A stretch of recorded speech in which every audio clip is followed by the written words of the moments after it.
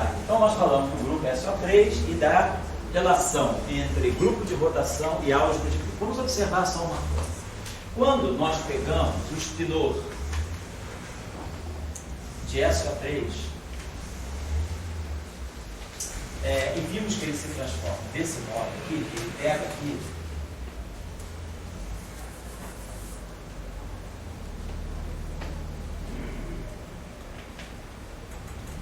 as matrizes de Pauli.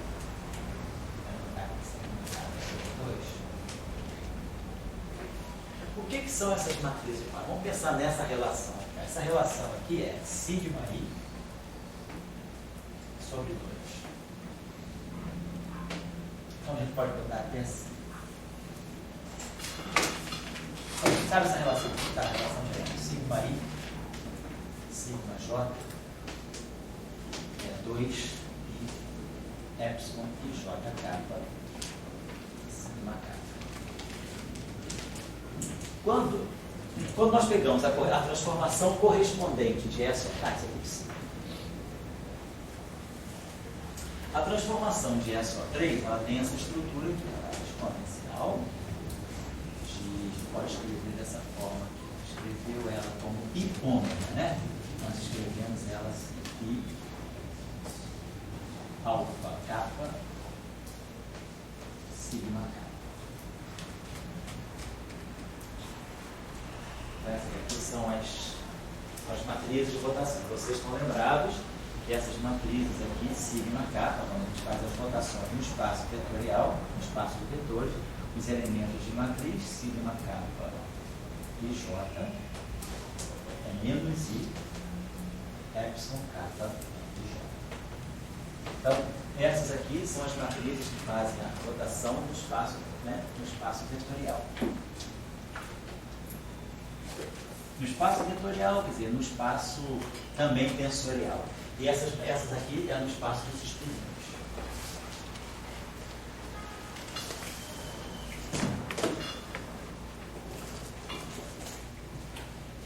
Então, o que nós estamos observando é que a relação importante aqui é que a matriz de Pauli, ela é o próprio comutador de duas transformações.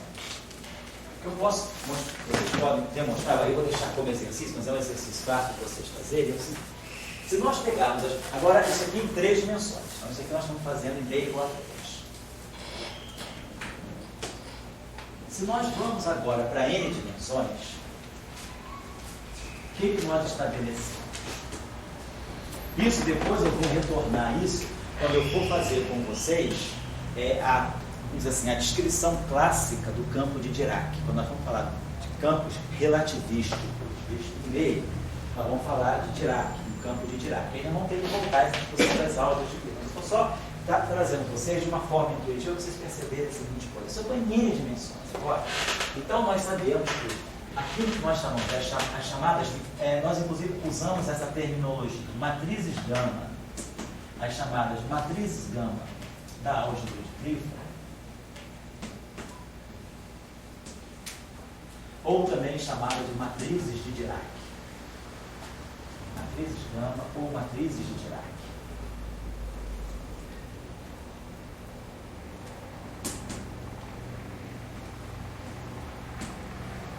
Porque Dirac usou essas matrizes principalmente na construção da equação de Dirac. Daí ficou com esse nome também na literatura. Então, as matrizes gama na aula de livro, elas satisfazem, o que é fundamental delas é essa relação. Elas são matrizes, né? De dimensão 2a_n sobre 2. 2a_n sobre 2. E elas satisfazem a essa relação.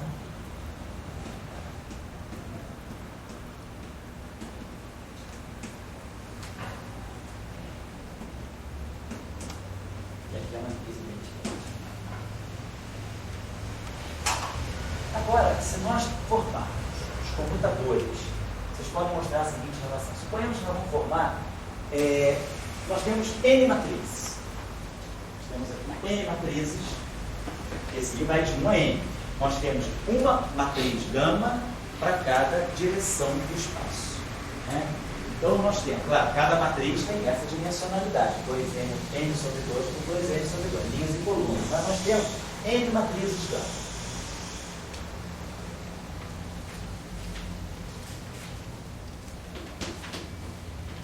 Então nós podemos formar os comutadores das matrizes gama da mesma forma que nós formamos aqui os comutadores das matrizes sigma, das matrizes de Pauli. Então nós podemos formar esses objetos aqui. Gama I, gama J. Esses objetos aqui, vamos chamar de sigma e J. Claro, isso aqui não é índice de linha e coluna, não. Isso aqui é índice tensorial. Se eu pegar, por exemplo, a matriz gama 1 com a matriz gama 2, eu vou formar sigma 1, 2. Se eu pegar gama 2 com gama 5, eu vou formar a matriz gama sigma 2, 5. Então, isso aqui são os comutadores de todas as matrizes gama. Claro, se eu tenho n matrizes gama, eu vou formar n-1 sobre 2 comutadores. Porque eu vou pegar sempre dois objetos distintos. Então, o número de comutadores que eu posso formar com n matrizes é a combinação de n 2 a 2. Né? Então, n fatorial, então, isso aqui eu tenho n-1 sobre 2 matrizes sigma e J. Tá? Claro, essas matrizes são matrizes de um espaço de dimensão 2 a n sobre 2. Essa relação tem que ser entendida dessa forma. Gama I, alfa, gama, que multiplica gama J, gama beta, menos gama J, alfa, gama, que multiplica gama I, gama beta, é igual a sigma e J, elemento alfa e beta.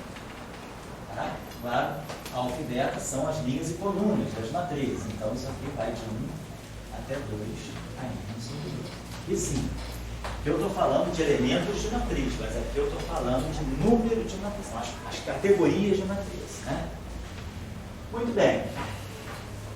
A gente pode mostrar, vocês podem mostrar a seguinte relação.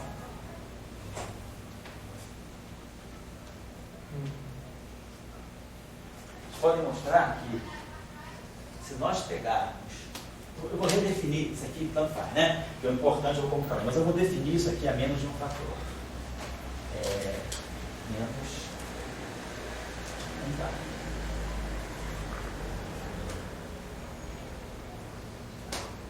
Vamos definir, bota esse menos um quarto por uma questão de mera conveniência. Então, a gente consegue mostrar o seguinte, vocês conseguem, aí isso aqui fica como exercício.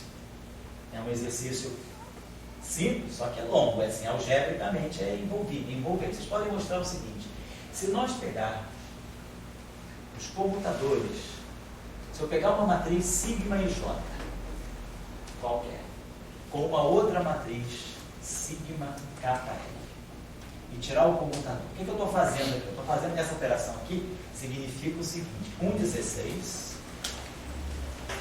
de gama I, gama J, menos gama J, gama I, com gama K, gama L, menos gama L, gama K. Você tem que fazer essa operação. Vocês mostram que essa relação aqui, calculando todos esses computadores aqui, essa relação aqui vai dar para nós o seguinte: delta de IL sigma J mais delta JK sigma menos delta IK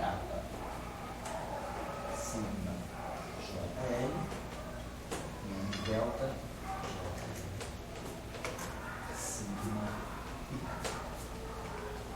O que vocês conhecem? O que vocês conhecem são os anticomputadores das matrizes gama.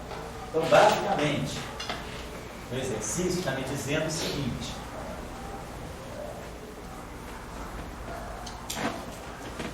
basicamente a gente pode pensar o seguinte: se eu precisar calcular esse objeto, o que a gente pode fazer é o seguinte: se eu pegar o comutador de uma matriz AB com uma matriz C, vamos dizer o seguinte: isso aqui é A, BC menos CAB. Claro, eu posso acrescentar aqui, somar e subtrair,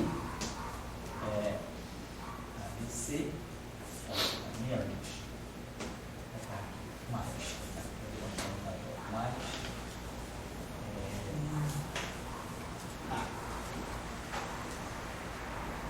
CD menos CD, digamos assim. Vamos pegar o comutador. Então isso aqui me mostra que esse comutador de um produto por uma matriz eu posso readotar sob a forma desse A anticomutador de B com C menos o anticomutador de A com C. Eu posso fazer isso aqui. Tá? Então eu posso, mas não é o caso que eu quero. Eu quero transformar, para poder fazer esse cálculo que faço, eu tenho que transformar esse comutador de produtos de matrizes em anticomutadores entre as matrizes, porque os anticomutadores vão dar sempre os deltas. Né? Lembrar que a relação fundamental da álgebra de Clifford é essa aqui. Estou dando um truque para vocês. Então isso aqui vocês têm que mostrar. Isso aqui é realizar essa tarefa. Eu estou dando agora uma sugestão de como realizar essa tarefa. É expressar esses comutadores duplos em função de anticomutadores. Porque essa relação aqui é que é a relação fundamental das álgebras de Clifford. Então, por exemplo, se eu pegar agora, tipo, esse computador de AB, vamos dizer, AB com CD, eu posso fazer, ou então eu posso também fazer, então, deixa eu botar aqui uma outra coisa, fazer uma outra expressão, uma outra possibilidade para isso aqui. Isso aqui também eu posso escrever da seguinte maneira: isso aqui, só para aplicar para as duas possibilidades, ver o que vai ser melhor. ABC, isso aqui é a definição do comutador. Mas agora eu posso colocar aqui menos ACB e mais ACB. Eu fiz aqui, ó, aqui eu somei e subtraí essa grandeza. Aqui eu fiz o contrário, eu subtraí e somei a mesma grandeza. Mas aí no primeiro termo eu vou gerar um comutador de B com C. E no segundo termo, eu vou gerar um comutador de A com C. Então, essas duas grandezas aqui, essas duas relações são duas identidades para aquela mesma grandeza. Eu posso escrever dessa forma ou dessa forma. Por que? Vamos ver o que vai ser mais. O que nós temos, na verdade, não é isso. O que nós temos, na verdade, é uma matriz gama com outra matriz gama e outra matriz gama com outra matriz gama. É isso aqui. Então, a gente pode pensar o seguinte: vamos pensar que esse cara aqui, nessa relação, vai fazer o papel do C. Então, eu posso pegar essa relação aqui e escrever assim: A, pegar essa segunda relação, B com CD, mais, então eu peguei isso de fora, passa isso aqui, mais esse com CD, mais A com CD, B. Então, essa relação aqui, agora eu quero calcular isso aqui. Então, essa relação, eu estou escrevendo essa relação baseada nessa aqui, onde eu estou usando esse CD como se fosse o C aqui. Então, fica a primeira matriz e o comutador dessas duas. E depois o comutador dessa primeira para a terceira, do A com C, e essa matriz. Então, essa relação aqui foi feita usando isso. Agora, nessa relação aqui, eu estou pronto para usar a de cima. Agora, aqui e aqui, eu vou usar isso. Ou seja, eu vou escrever essa relação assim: menos A CDB menos CDA. Fiz nada, só troquei a ordem do comutador. Agora, essa relação aqui, eu vou poder fazer assim, menos A. Agora, essa relação aqui cai nesse padrão aqui, ó. Vou usar essa relação cai de cima. Fica a primeira matriz e o anticomutador das duas. Vai ficar menos AC o anticomutador de D com D. E depois, esse menos com esse menos vai ficar mais, aí vai ficar a primeira matriz, né? C, obrigado. C, né? Com a CD. Não, vai ficar essa aqui, né? A com C. Então, é CB, errado? Isso mesmo, um D, né? Muito bem. E agora, essa aqui, de novo, para essa aqui, eu vou usar isso. Então, eu vou pegar esse aqui, mesmo C, comutador, o anticomutador dessas duas, B com C, D com A, e mantenho o B. E depois esse termo aqui, que está com o sinal menos, vai aparecendo o sinal mais. Né? E aí vai ficar A com C, né? C com A, é isso? Aí o D vem para cá, e o B. Certo? Então, essa relação aqui, ela é boa porque ela me permite escrever todos aqueles termos em função dos anticomutadores. Então, claro, vou fazer esse exercício aqui, vou fazer esse com esse, vai fazer o papel de A, B, C, D, vou fazer isso com A, B, depois vou fazer isso com esse. Aliás, nem precisa fazer tudo. Basta fazer esse com esse, e depois o padrão fica pronto. O segundo termo é só trocar L com K. Tá? Esse aqui é só trocar J com I. Então, a gente faz um termo só e depois copia, trocando as ordens dos outros quatro. Mas o truque aqui é escrever aquela relação, porque aí eu vou poder sempre pegar o produto de duas matrizes gama, daqui com daqui, e eu vou reduzir aos deltas. Os deltas vão aparecer daqui, ó. Aqui vai ter álgebra de Cliff, vai me dar delta, aqui vai me dar delta, aqui vai me dar delta e aqui vai me dar delta. E esses produtos aqui vão se juntar para formar os próprios sigma. Vão sobrar sempre duas matrizes gama multiplicadas, e elas vão aparecer de forma antissimétrica em todos os termos, de tal maneira que essa relação, então, pode ser verificada desse modo. O único truque para realizar essa tarefa é usar essa última relação. Então, o que isso está dizendo? Tudo bem, beleza, calma que a gente faz. Agora, o que eu estou lendo aqui? Qual a leitura eu faço disso aqui? Então, se alguém chega para mim e me diz, olha, te dou esse resultado aqui.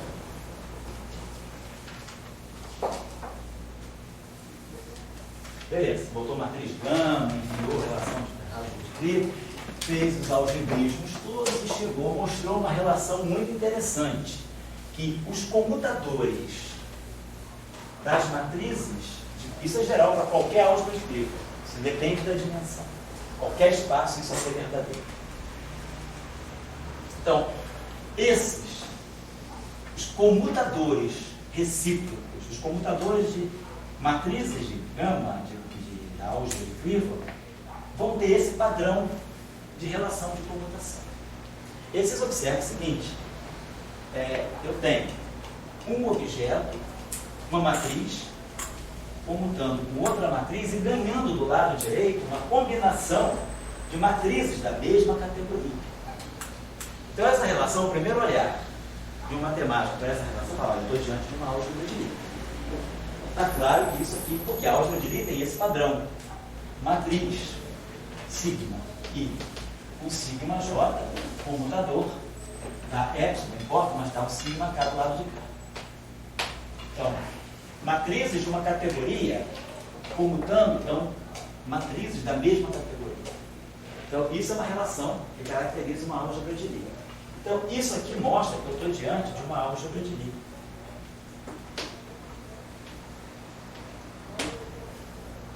Agora tudo bem, é uma álgebra de Lie. Bom, porque a gente sabe que essa álgebra de Lie é a álgebra de Lie de S-ON. Então, a álgebra de Lie de S-ON é exatamente isso aqui. Então, isso está me mostrando o seguinte, se isso aqui é a álgebra de Lie de S-ON, a álgebra de Lie de S-ON é a álgebra das matrizes que fazem o papel de geradores das notações. Então, conclusão nítida desse exercício é que esses objetos aqui, sigma e J, sempre que eu tiver uma álgebra de Clifford e eu calcular essas relações aqui, eu vou estar calculando esses objetos aqui, são exatamente os geradores das rotações espaciais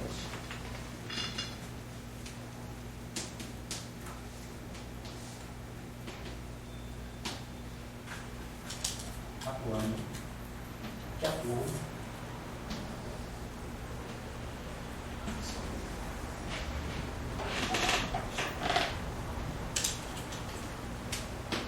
Para quem não sabe ainda, é óbvio que isso é uma audiometria de SOM, não estou dizendo isso. Estou identificando para vocês. Agora vamos ver por quê. Mais à frente, quando eu falar do grupo SO4, em conexão com o grupo de Lorentz, nós vamos ver por que isso aqui é audiometria de SOM. A única coisa que tem que ser cobrada de vocês a esse ponto é que isso é uma álgebra de Lie. Por quê?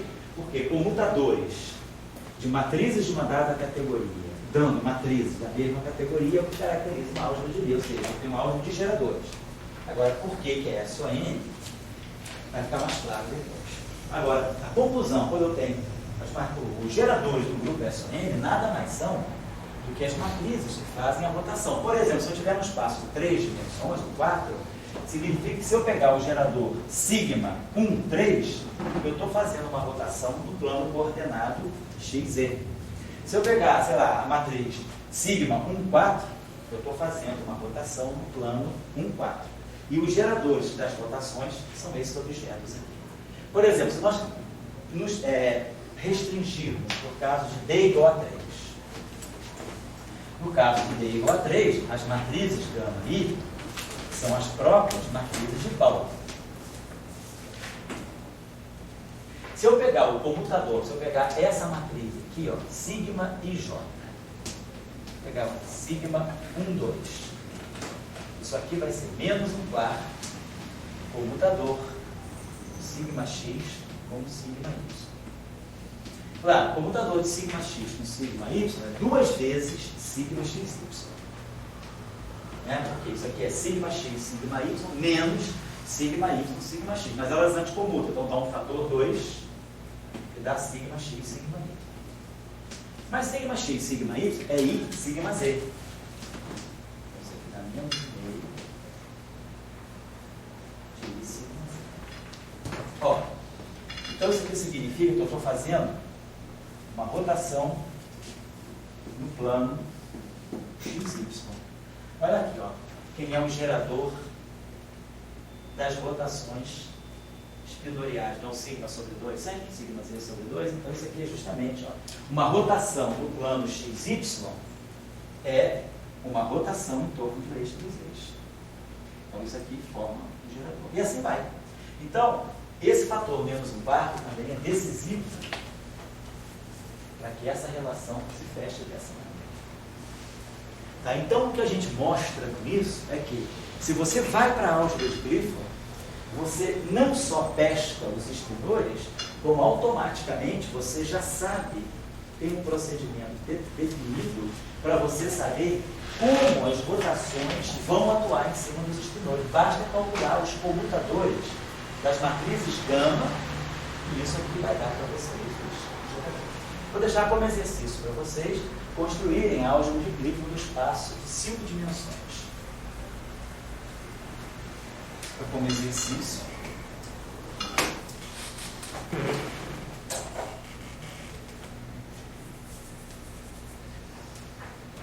É um exercício de treinamento. Isso aí é uma coisa, só não tem que pensar agora, é só saber mexer com as matrizes. Então, suponho que vocês tenham 5 dimensões. E que a gente queira, então, em 5 dimensões, 2an sobre 2 é 4. Então, quando a gente vai de 4 para 5 dimensões, a gente não muda a dimensão da álgebra de Clifford. É sempre 4 por 4. E não muda a dimensão do espinor. Então, o espinor de 4 dimensões tem 4 componentes, como nós vimos. Como tem também o espinor de 5 dimensões, porque a parte inteira de 5 vezes é 2. Então, D igual a 4, D igual a 5, compartilham os mesmos espinores. Os espinores só vão mudar quando eu for para 6 dimensões. Quando eu for para D igual a 6, B igual a 7, aí a parte inteira de 7 meios é 13, 6 por 2 dá 13. Então eu vou ter espinores de 8 componentes. Então, quando eu vou para 6 e 7 dimensões, eu vou ter uma álgebra de Clifford 8 por 8 e vou ter espinores de 8 componentes. Quando eu estou em 4 e 5 dimensões, agora o desafio para vocês, o exercício não é tão imediato assim, tem um desafio aqui. Porque vocês, nós podemos aproveitar as matrizes gama, nós temos gama 1, a vantagem da álgebra de Clifford é essa. A gente construiu de 3 dimensões. Se a gente sabe de 3 dimensões, automaticamente eu construía de 4. Nós pegamos as matrizes de sigma e botamos em bloquinhos assim. É só uma questão de arrumar. Mas nós fomos imediatamente, após conhecer as matrizes de gama, nós construímos a de 4. Agora, a de 4 e a de 5, elas compartilham a mesma dimensão. A única diferença é que, se eu construir a álgebra de Clifford de 4 dimensões, eu preciso de 4 matrizes, uma para cada direção, gama 1, gama 2, gama 3, gama 4. E essas gama 4, nós temos 2 representações aqui, uma que eu propus e a outra que a gente propôs, induzido aí pelo Alejandro. O Alejandro falou, posso buscar outra representação? Pode. E nós buscamos outra representação. Agora, se eu vou para 5 dimensões, eu vou aproveitar essas aqui, que já estão prontas. Eu vou precisar de gama 1, gama 2, gama 3, gama 4, gama 5. Essas 4 eu já conheço. Todas têm quadrado igual a 1 e elas anticomutam entre si. Agora a minha pergunta é, como é que eu posso pescar a quinta?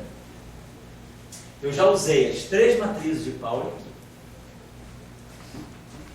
E a identidade. Então não tem mais nada.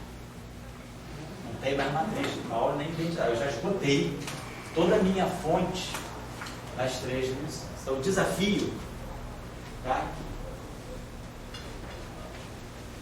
Quem é a quinta matriz? Não é guesswork, claro, o cara pode até adivinhar. Chutar, vai fazendo, até achar, mas não é isso. Dá para parar e pensar. E antes de fazer, pensa. E aí vai. Então, vocês vão poder construir. Aí quem constrói a de 5, o exercício agora vai ser construir de 6. Então, vocês estão em 10, eu estou levando vocês para 10 dimensões. Estou levando vocês no mundo encantado das cordas.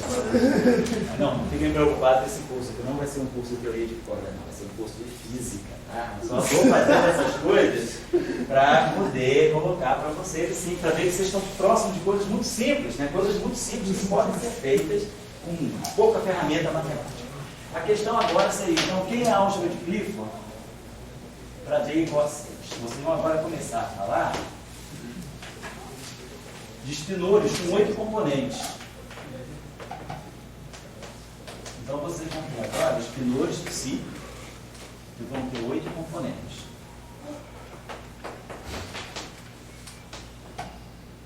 E aí ver como é que ele acontece e construir. Aí, agora o mesmo exercício. Quem constrói a álgebra de Clifford de 3 dimensões, constrói de 4 a de 5. Com a de 4 e 5, a de 5 na mão, vocês constroem a de 6. Vocês vão ver, vocês vão perceber exatamente o fio da meada. Aí quando você sabe a de 6, você constrói a de 7. Esse problema vai aparecer sempre da transição da dimensão par para ímpar. Aí quem sabe 6 e 7, bota a bola no chão e constrói a de 8. A de 8 vai ser 16. Então o espinor em 8 dimensões ele tem 16 componentes. Aí você vai construir 8 e 9. Aí quem constrói 8 e 9 constrói 10. Então você vai conseguir construir 10 a 32 por 32. Você vai conseguir construir de uma maneira muito simples, realmente de uma maneira muito simples, 10 matrizes, 32 por 32, com essas propriedades. A coisa é muito sistemática, não tem erro. As sequências são essas. Você começa em 3 dimensões com as matrizes de Pauli. Aí de 3 você vai para 4 e 5. De 5 você vai para 6 e 7. Aí vai, 6 e 7 vai para 8 e 9. Tá? De 8 e 9 você vai para 10 e 11. Aqui a gente chega nas supercórdias e aqui a gente chega na supergravidade. Chega até 11 dimensões, onde a gente constrói a teoria de supergravidade, que é a teoria, vamos dizer assim, mais ampla em termos de dimensão que pode compreender a gravitação. Tá? Mas a construção é simples. É baseada, é só matriz de Paulo, é só saber compor matrizes de Paulo. Então eu vou deixar esses exercícios aí para vocês como motivação. Vocês podem pegar alguma literatura também sobre álgebra de Clifford nos próprios papers aí do professor Topan e do grupo dele, ou então em algumas referências que vocês podem pegar nesse paper do Racheves. Esse paper do Racheves é muito bom, é muito simples. Muito bem, então eu vou dar uma parada nisso para a gente retomar a nossa discussão. Então, o que a gente fez até agora? Toda essa discussão puxou um pouco a gente fora do trilho, porque nós estávamos interessados em falar de como quem são os tensores do grupo de rotação. E aí a gente, chegou ali ao conceito de espirões, e aí aproveitou para dar uma generalizada, estender um pouco mais essa discussão. Mas agora vamos voltar para começar a fazer física, vamos começar a pensar e introduzir então o conceito de realmente campos não relativistas, ou galileanos, né?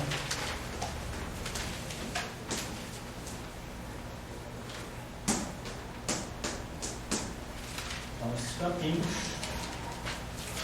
não relativistas ou galileanos. O que a gente vai ter agora? Então, o nosso grupo de classificação, vamos dizer, o grupo de covariância, vai ser o grupo SO3 com o seu parceiro localmente isomórfico, que é o SO2.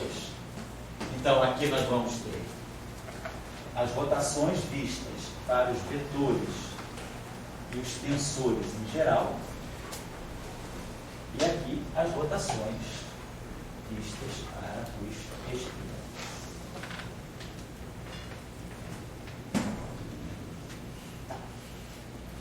O que significa, vamos dizer, fazer uma mecânica de campos? Né? Lá, vamos fazer um paralelo com a mecânica clássica. Lá na mecânica clássica, né, a gente tem os graus de liberdade de um sistema, é um certo grau de liberdade, e a gente associa um par de coordenadas canonicamente conjugadas. Né? A coordenada e o seu momento, lá na formulação lagrangiana, nós associamos ao ponto. Nem sempre, claro, a gente tem um momento associado a uma dada coordenada. Pode acontecer de eu ter vínculo e eu não ter momento associado a essa coordenada. Mas o que a gente faz, em geral, é isso aqui. E aí a gente tem a formulação lagrangiana, passa para a formulação newtoniana. As coordenadas generalizadas, elas são função de uma única coordenada, que é o tempo. No sistema, agora, de campos, o que a gente tem, as coordenadas, elas são substituídas por campo, que eram as coordenadas de um sistema de partículas, né?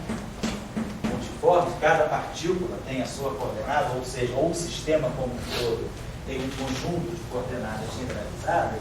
Nós agora vamos associar um campo, vamos chamar um campo φ genérico, que eu não sei o que é, mas que depende do tempo, mas que depende também da posição, da coordenada de posição. Então, o campo é um objeto contínuo que se estende sobre o espaço e tempo.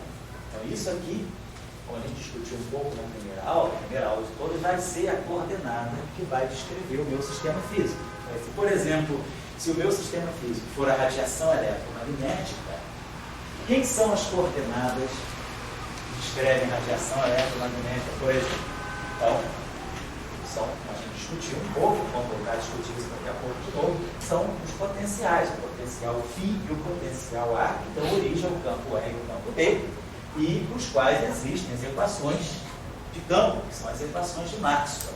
Então, a radiação eletromagnética, vamos dizer, livre no vácuo, ela é descrita pelas equações de Maxwell.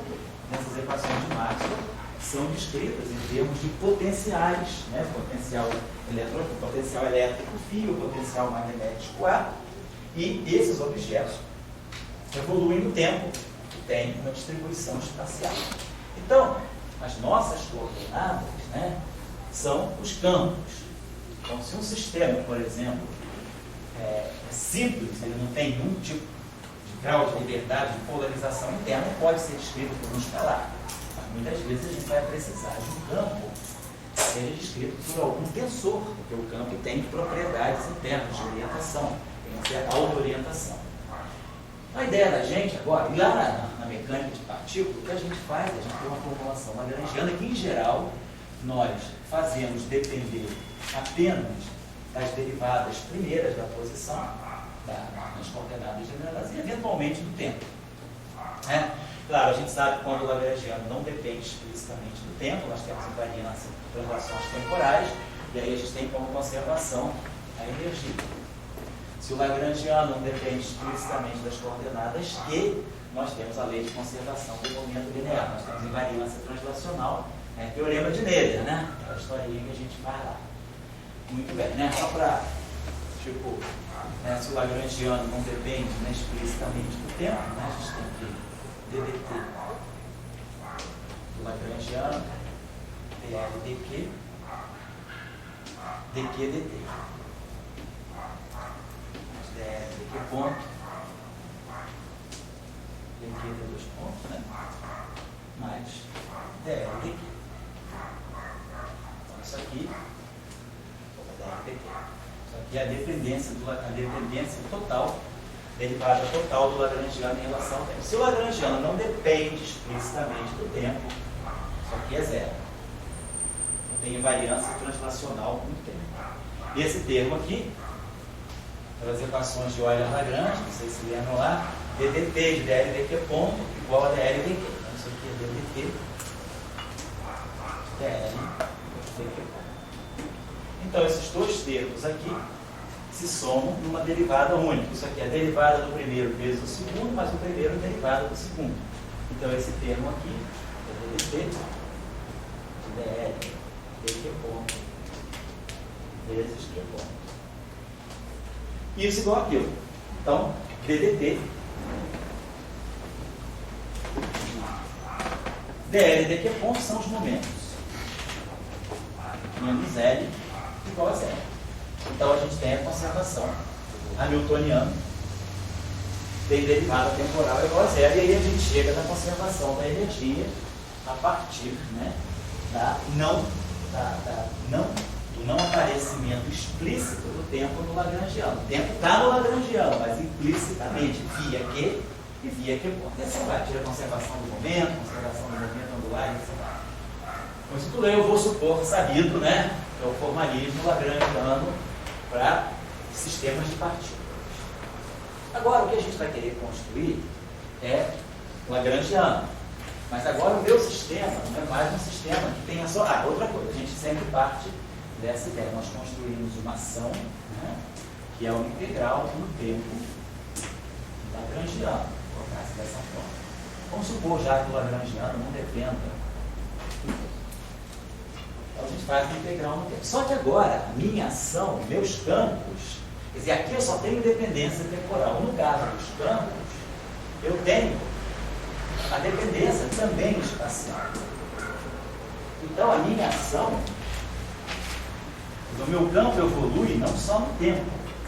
Eu não tenho uma coordenada temporal só. Não tenho a minha variedade de base, o meu espaço de base não é só o espaço do tempo. Agora o meu campo, ele se distribui no espaço-tempo. Então eu tenho t e x. Então a minha ação tem que ser integrada em todo o espaço de dependência da coordenada. Aqui é só de t. Então tem só dt. Aqui é em t e em x. Então aqui nós podemos até pensar que esse cara aqui, quando eu introduzo essa dependência aqui, isso aqui é um lagrangiano. Eu posso então introduzir a ideia de um lagrangiano por unidade de volume, de tal, que vai depender dos campos, e eventualmente vai depender das derivadas temporais do campo, pode também depender das derivadas espaciais do campo. Vou usar essa notação aqui para ddx, ddy, dz, e nada impede de depender de t e de x. Então, na mecânica, podia depender de t, agora pode depender de t e de x. Então, esse objeto todo, isso tudo aqui, essa integral em d3x, é que vai fazer o papel do lagrangiano. Claro, que tudo isso aqui depende de t e de x, mas se eu integrar em x, a dependência em x desaparece, olha só a dependência em t. Então nós vamos trabalhar agora com esse objeto aqui, que é o que nós chamamos de uma densidade de lagrangiano para campos, né? E a ação, então, vai integrar nesse elemento de volume digamos, no espaço-tempo. E aí a gente se pergunta, como é que eu construo, né, um lagrangiano desse? O que o lagrangiano faz? No princípio, a gente vai contabilizar as contribuições de energia. Então a gente vai lá, coloca energia cinética, a partícula, energia potencial. Aqui o meu campo depende agora de coordenadas temporais, da coordenada temporal e das coordenadas espaciais. Então o meu campo ele pode estar oscilando no tempo, mas ao mesmo tempo o meu campo pode estar também variando no espaço. Então, se meu campo não é um campo completamente constante, que tem certa não uniformidade espacial, significa que isso é uma forma de energia, é uma forma de contabilizar a energia do meu campo. Então, tudo não está totalmente plano, não está totalmente constante. Ele tem essas não uniformidades. Isso deve estar mostrando que meu campo está, de uma certa maneira, excitado no espaço-tempo. Então, nós vamos colocar, a gente vai pensar sempre, se eu tiver, por exemplo, um campo vetorial. Eu falo, eu quero construir um lagrangiano para um campo vetorial. Tem um campo A, que depende do T de X. Então eu poderia pensar, se meu campo depende do tempo, quais são os parâmetros que eu posso... Como é que eu meço a dependência espacial de um campo? A dependência espacial de um campo vetorial, ela é vista pela sua divergência e pelo seu rotacional. Campo, né? Em princípio, um campo vetorial é chamado teorema de Helmholtz, né? Ele estabelece que todo campo vetorial ele é fixado pelo nosso conhecimento da sua divergência e do seu rotacional. O que acontece com as equações de Marx. A gente precisa de divergência de E rotacional de E, divergência de B rotacional de B. Basicamente, o que a gente tem é aquele famoso resultado. Todo campo vetorial pode sempre ser explicado numa parte que não tem rotacional, numa parte de rotacional nulo. Portanto, esse campo deve ser um gradiente de um escalar. Mais uma parte que tem a divergência nula, ou seja, esse campo deve ser o rotacional de alguma coisa. Então isso aqui é a decomposição chamada de Helmholtz. Essa aqui é a parte de rotacional nulo do campo e essa aqui é a parte de divergência nula do campo. Então, esse campo aqui tem 3 componentes, isso é um escalar, isso é um vetor. Então aqui eu tenho uma componente, 3. Aqui eu tenho uma e aqui eu tenho 3. Então, será que eu estou dizendo que uma coisa que tem 3 componentes depende de uma coisa que tem 4? Né? Estou quebrando o número de graus de liberdade? Aqui tem 3 componentes, mas aqui tem 4. Claro que não. Por quê? Porque se isso aqui é o rotacional de x, eu posso sempre acrescentar a x o gradiente de uma função qualquer, que o rotacional do gradiente é 0. Então, eu tenho uma ambiguidade aqui nessa definição. Esse campo aqui é definido a menos de um gradiente. Como ele é definido a menos de um gradiente, eu tenho sempre a possibilidade, sem perda de generalidade, na decomposição, de tomar esse x com divergência nula. Então, esse campo que aparece aqui, ele sempre pode ser escolhido com divergência nula. Portanto, isso é um campo vetorial com divergência nula, ele tem 2 componentes. Então, uma componente está aqui e as 2 componentes estão aqui por causa disso. Então, essa decomposição é legítima. Então, eu estou decompondo o meu campo, né? Dessa forma. Se eu tiro a divergência de A,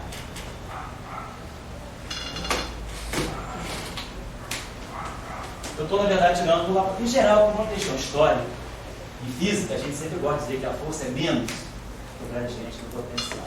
Então, a gente bota um sinal menos aqui para poder manter a tradição da física. A gente associa força menos gradiente do potencial, só para fazer a conservação de energia política. Então, por uma questão de definição, tem esse sinal. O que é importante é que esse objeto tenha rotacional não. Então vai ficar menos laplaciano de φ. E aí a gente sabe resolver essa equação. Eu falar para vocês que o inverso do laplaciano é para ser entendido, né? A gente sabe essa relação lá do nosso estudo de alta de Dirac, né? 1 sobre o laplaciano. Laplaciano atuando em menos 1 sobre 4π módulo de x menos x'. Aí então, a delta de x menos x.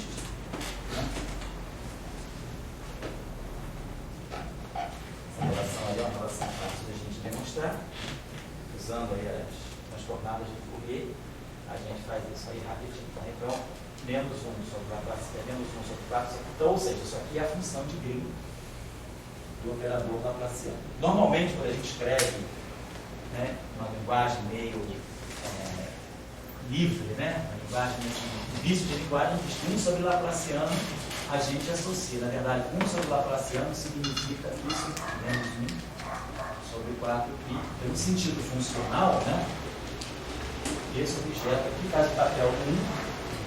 Então, eu estou dizendo que esse operador atuando nessa distribuição dá identidade para esse cara que faz o papel do inverso desse objeto. Estou colocando isso só porque você vai usar para auxiliar e resolver essas equações. Só recapitulando aqui rapidamente para vocês o teorema de cálculo.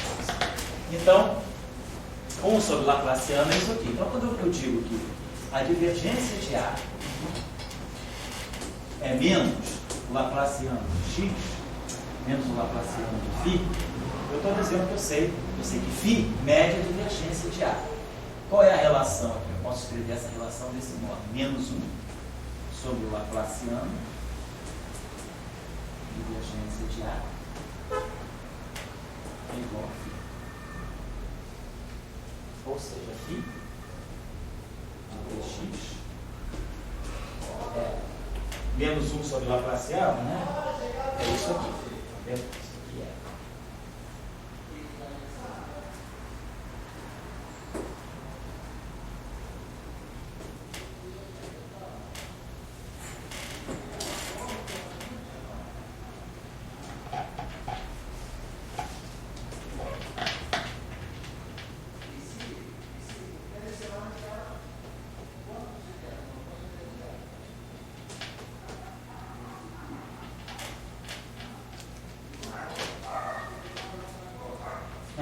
Então, essa relação aqui é isso. Se eu aplicar o Laplaciano aqui, ó, Laplaciano de φ, Laplaciano nas coordenadas x. Aqui, olha inversa, a relação, eu estou introduzindo uma coordenada de integração mútua, x'. Então, isso aqui depende de x menos x', e aqui é tudo nas coordenadas x'. Eu coloco o campo A dependendo de x', e aqui é a divergência nas coordenadas linha. Então, quando eu atuar com o Laplaciano aqui, o Laplaciano pode entrar nessa integral. E o Laplaciano de 1 sobre isso é menos o delta. E aí vai dar menos o delta. Elimina essa integral e dá menos divergência de A. Então, essa relação, esse objeto aqui é a solução imediata dessa equação. Então, o φ que aparece na decomposição do campo A é uma medida da divergência do campo. Aquele φ está medindo, na verdade, a parte de divergência do campo. Se eu tiver uma fonte externa, né, Laplaciano de φ, ou divergência de A, tem uma fonte externa, então é essa fonte aqui que vai fazer o papel da parte longitudinal, da parte de divergência do campo. E o rotacional, depois eu vou ter que pegar essa parte, quando eu pegar aquela mesma relação, quando eu escrevi que A é menos gradiente de φ mais rotacional de x, lembre-se que esse x tem divergência nula. Se eu tirar o rotacional, eu tirei a divergência dessa equação, e aí aqui eu determinei φ. Então eu estou vendo que φ é uma medida da divergência do campo. E quando eu tirar o rotacional dessa equação, o rotacional do gradiente é zero. Então fica rotacional do rotacional, que é o gradiente da divergência. Lembrar dessa relação. Rotacional do rotacional do vetor V gradiente de V menos o Laplaciano de V. Então, quando eu tirar o rotacional do rotacional, isso aqui dá zero, rotacional, divergência de x dá zero, construção, então fica menos Laplaciano de x. E aí eu tiro quem é esse x. Então, meu x, a minha componente x de t, x, vai ser pensada dessa maneira. Integral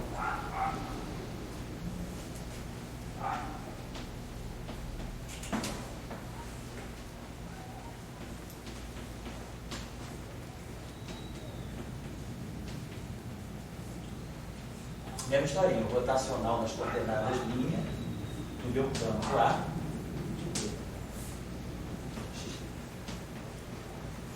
Então, claro que esse campo aqui, ele está medindo o rotacional do meu arco. Então, isso aqui é uma medida da divergência do campo, isso é uma medida do rotacional do campo. Então, se eu conhecer a divergência do campo, eu conheço φ. Se eu conhecer o rotacional do campo, eu conheço x, e essa decomposição é isso. Então, o meu campo, na geral, ele vai ter uma divergência no rotacional. Então, a gente pode pensar na hora de contabilizar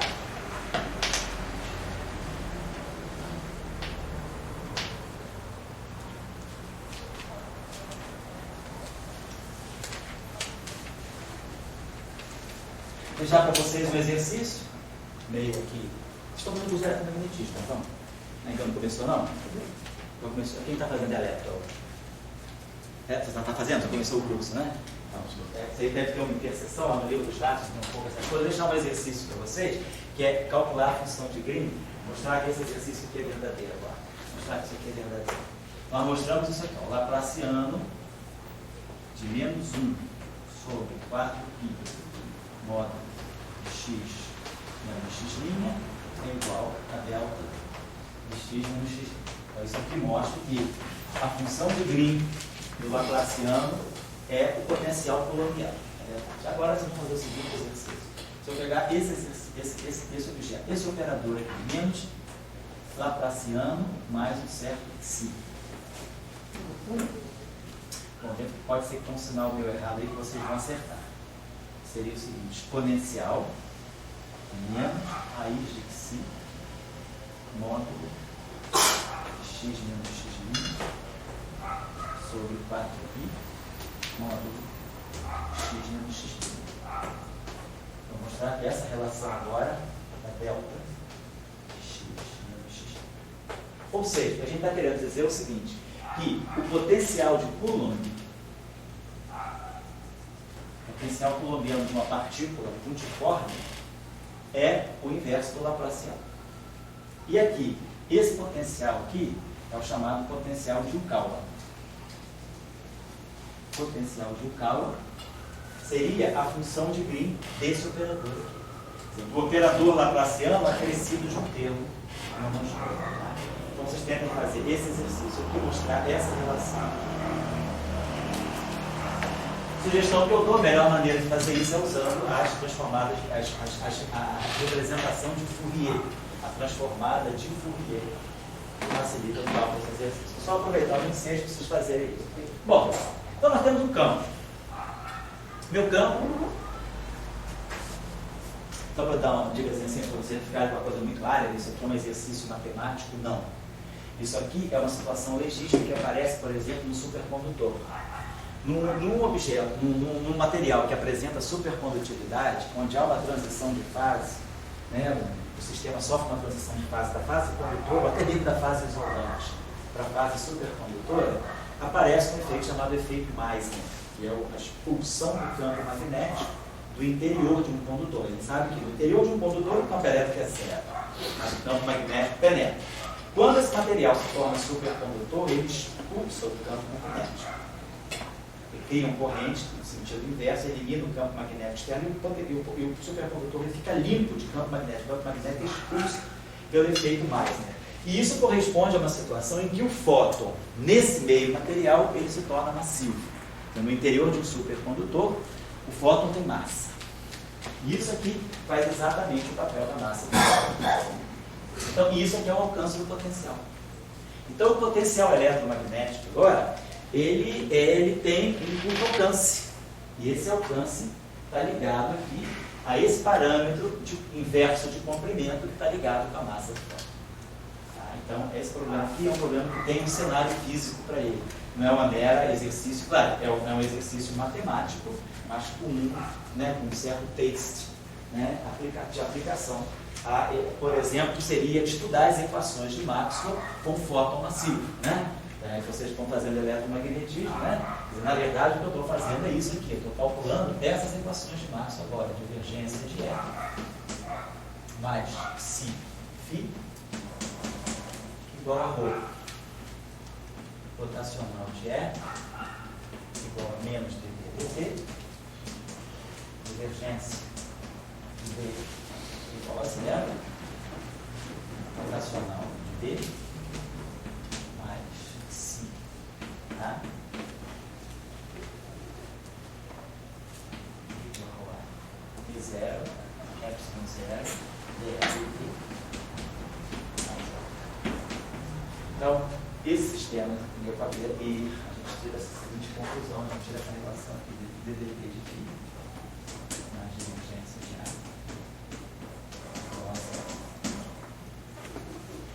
O aparecimento desse termo aqui nas equações de Maxwell obriga que os potenciais satisfaçam essa condição. Isso aqui é o chamado sistema de Maxwell-Proca, as chamadas equações de Maxwell-Proca. E esse psi aqui, ele está ligado, o parâmetro, a relação entre a massa do fóton ao quadrado está ligada ao parâmetro 1 sobre psi. Então, existe uma relação entre esse parâmetro e a massa que o fóton adquire no supercondutor. Então, esse exercício é um exercício ligado a esse cenário. É um cenário de uma eletrodinâmica com fóton massivo. Tá? Muito bem, então, só estou falando isso para poder ilustrar um pouquinho o teorema de Helmholtz.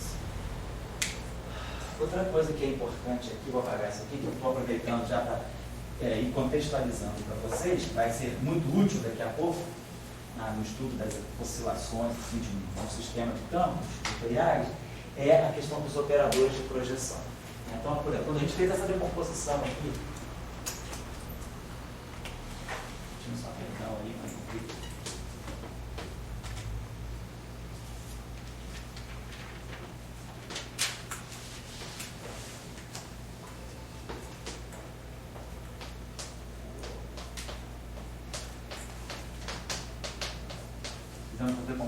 Nós escrevemos isso dessa forma. Tá?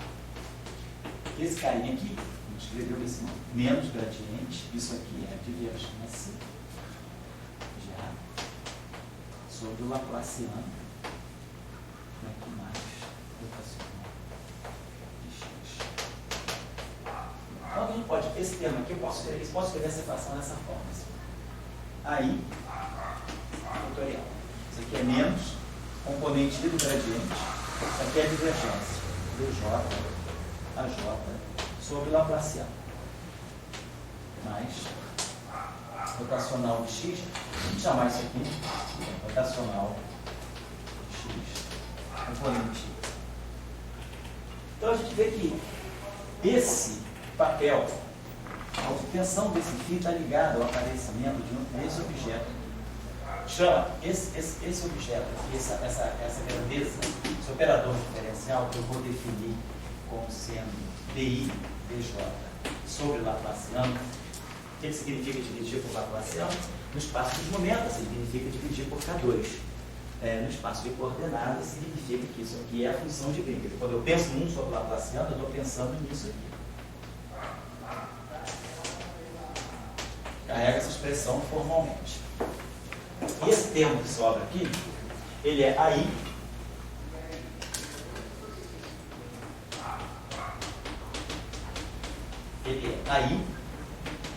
menos ou mais,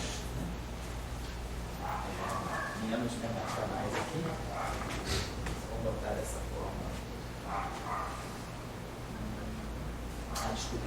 Então, porque quando eu tiro o Laplaciano de φ é menos, então a opção que dava Laplaciano de φ é menos divergência de A sobre Laplaciano. Então, quando eu substituo aqui, traz o sinal menos daqui que mata esse gráfico. Então, o sinal menos existe aqui é mais, e aqui é mais. Então, o sinal que vem para cá com menos.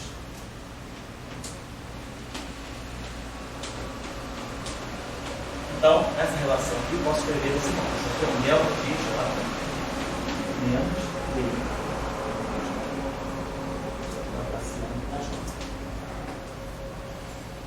Então, introduz um outro operador, que é o que vai estar tirando o rotacional de x, que é o que vai estar tirando a parte transversa do meu campo vetorial. Esse operador aqui, ele está extraindo do meu campo vetorial a sua parte longitudinal. E esse operador aqui, isso aqui é a parte transversa do meu campo, é a parte que não tem divergência. Então, é esse operador aqui que me tira do meu campo a parte transversa. Então, a gente define esse operador aqui, esse objeto aqui, θ e j, é um delta de j menos o ômega i j. ou seja, delta J menos DI dJ sobre Laplaciano. As relações que a gente tem para esses operadores são o quê? Θ e J mais ômega e J é o delta e J. Isso aqui são matrizes, né? Pode escrever. Então, ômega mais θ igual a identidade. Depois, se vocês fazem esse cálculo, se vocês pegarem ômega e J e multiplicarem por ômega J kappa, vocês vão obter ômega e kappa. Então, isso aqui mostra que ômega 2 é ômega. Isso é o que caracteriza o chamado operador de projeção. Θ e J. Θ J kappa dá θ e kappa. Então, esse θ igual a θ. Que é um outro operador de projeção, projeta no setor transverso e eles são ortogonais. Ômega e J, θ J kappa, θ e J, ômega J kappa. Igual a zero. Então, esses operadores aí são operadores ortogonais, formam um conjunto completo e eles projetam, a gente tira do campo a sua parte transversa e a sua parte longitudinal. É isso que eu estou fazendo. Só isso que saiu dessa relação. Vamos precisar desses operadores diversas vezes.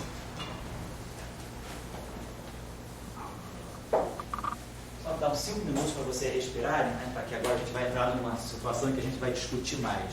A gente vai precisar de uma certa concentração para discutir alguns conceitos. Essa parte de cálculo é muito imediata. Por isso eu posso deixar algum exercício para vocês fazerem com isso aí. Vamos fazer a seguinte situação.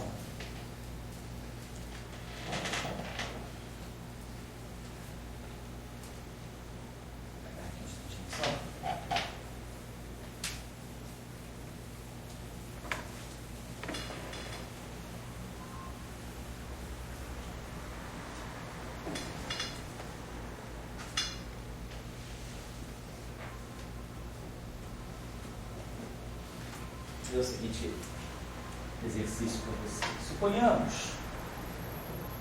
vai dar certo, só ficar com exercício, a aplicação dos operadores de projeção. Para vocês aplicarem esses conceitos imediatamente.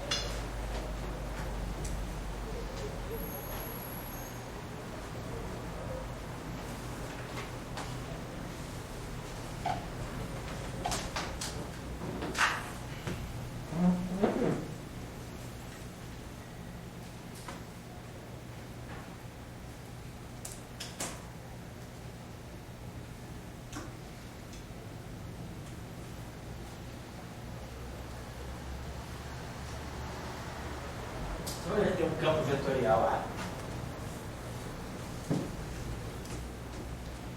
Onde a gente tem essa equação que ele vai satisfazer. Rotacional.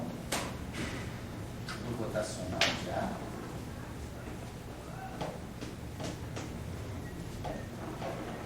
Aqui eu tenho um parâmetro, vou chamar parâmetro alfa. Gradiente da divergência de A.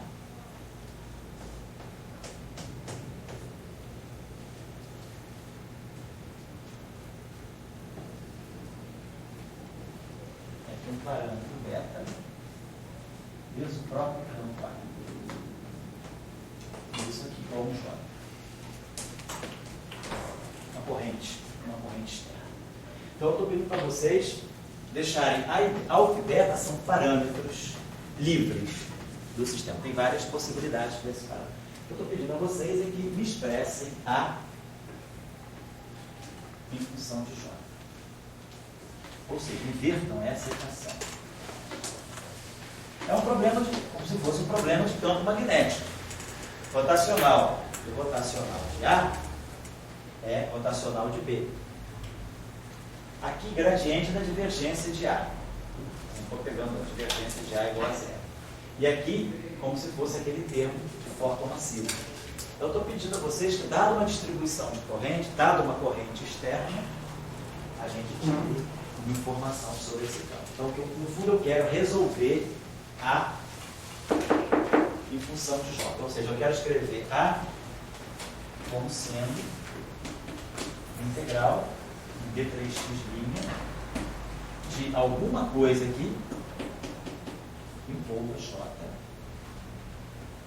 de tx'. Quer dizer, resolver potencial A em função da corrente externa.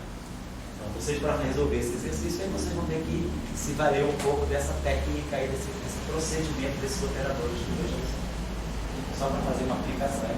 É uma técnica que a gente desenvolve para poder resolver equações draconianas. Beleza. Ok. Bom, agora é o intervalo. Vamos dar 5 minutos só para um lápis imediato.